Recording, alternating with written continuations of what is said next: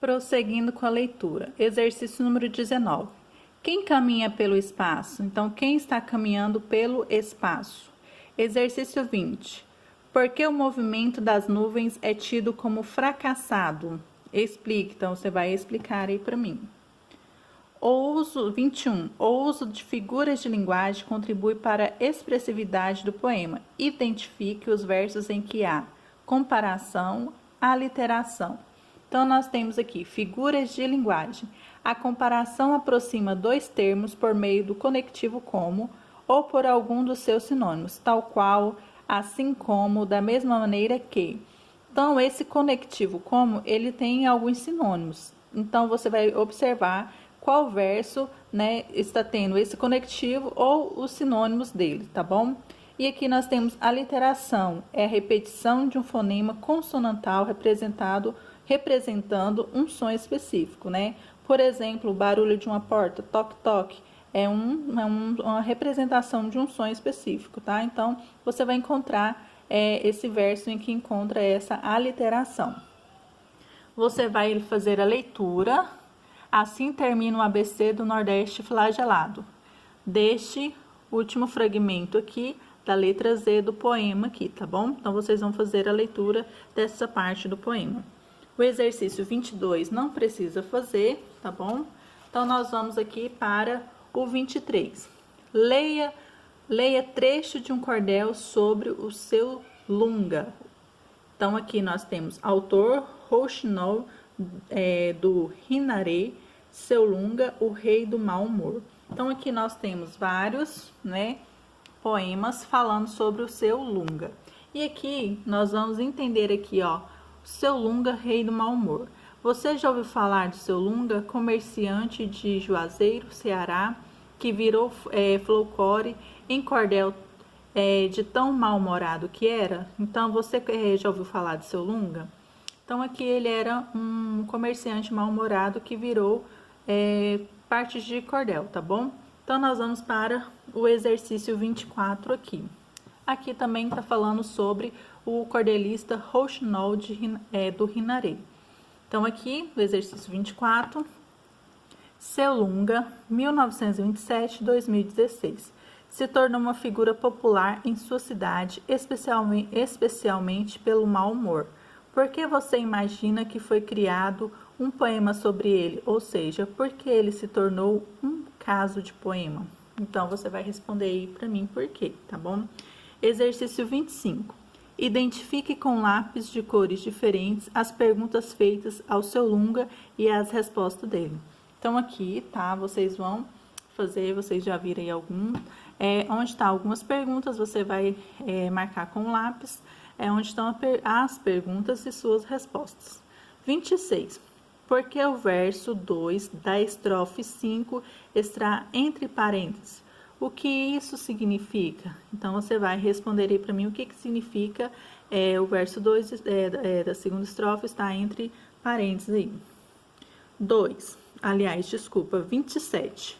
Seu lunga costumava dar respostas ao pé da letra, isto é, ele respondia literalmente ao que tinha sido perguntado, usando o sentido exato das palavras, o que acabou lhe rendendo a alcunha do rei do mau humor, ou seja, né, esse título.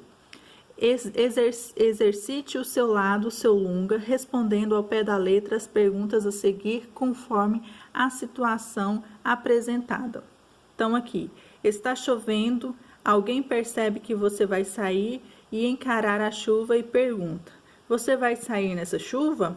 Aí você vai responder aqui, como se fosse na lata mesmo, né? Respondendo a pergunta. Aqui outra. Você acaba de sair do banho e alguém lhe pergunta, já tomou banho? Então, você vai responder aí para mim. Outra. Você está andando pela rua e leva aquele tombo. Vem alguém e lhe pergunta, caiu, Você vai responder aqui para mim, tá bom? Prosseguindo na próxima página aí, nós temos formas de versejar.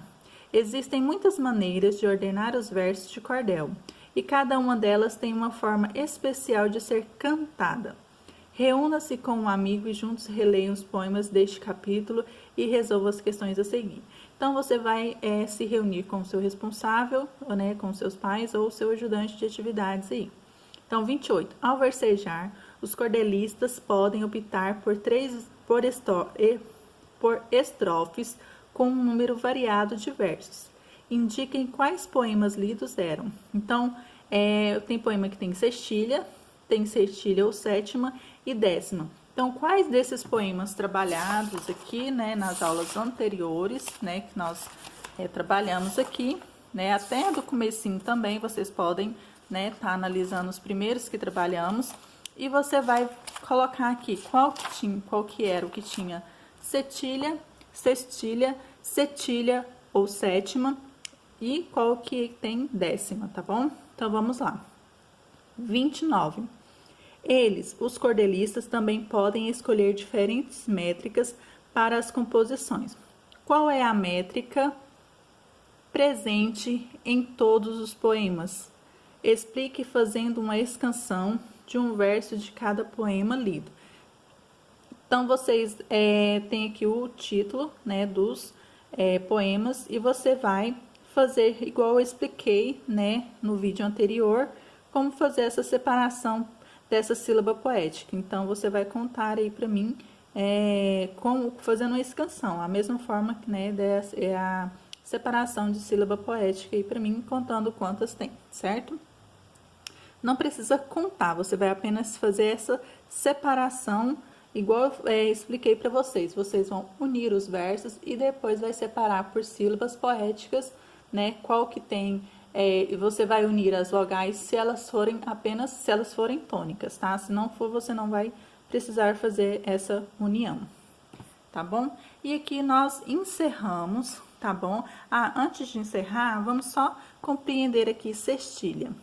A sextilha, com 7 sílabas poéticas, é a forma poética popular mais comum. Na sextilha, as rimas costumam ser iguais no segundo, quarto e sexto verso. Então, aqui nós temos mais uma dica, né, sobre a sextilha, para você saber até como responder essa primeira aqui, qual é o poema que é em sextilha, tá bom? Então, nós encerramos, né, nosso conteúdo do segundo bimestre, relacionados aqui à unidade 6, né, que é sobre a verdadeira história do cordel, né? Vocês aprenderam aqui na disciplina de língua portuguesa e na disciplina de redação. Então, aqui encerramos este conteúdo, tá bom? Qualquer dúvida, estou à disposição de vocês, tá bom? Beijos!